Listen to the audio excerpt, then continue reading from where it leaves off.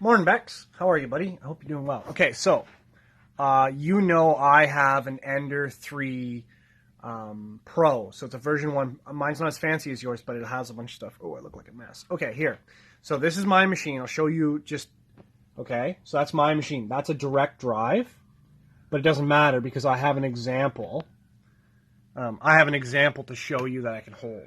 I'm just going to turn my machine on. So your machine should have a preheat head to ABS. So I'll show you on my machine. So you go to prepare, go to preheat ABS, and that should bring your head to temp.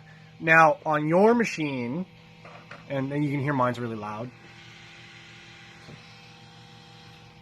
On your machine, it may do the bed as well. So just make sure you're heating the head.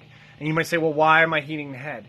Okay, you need to heat the head up so you can get all that debris out, because you're going to have to remove all of that debris and the Boson tube, and then tighten the head of the... you're going to put the die, so the extruder die, the little nozzle. You're going to tighten that at 240, so it's tight.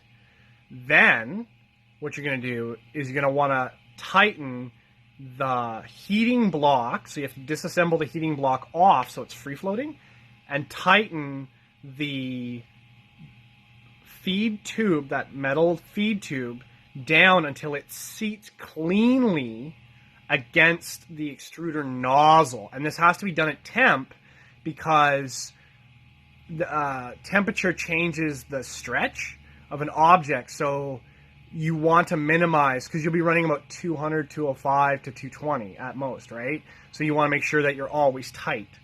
Yeah, that should get you there. So you want to make sure that the nozzle is tight against the housing in the heating block, and then you want to make sure that that metal nozzle assembly is tight against the nozzle inside that heating block assembly.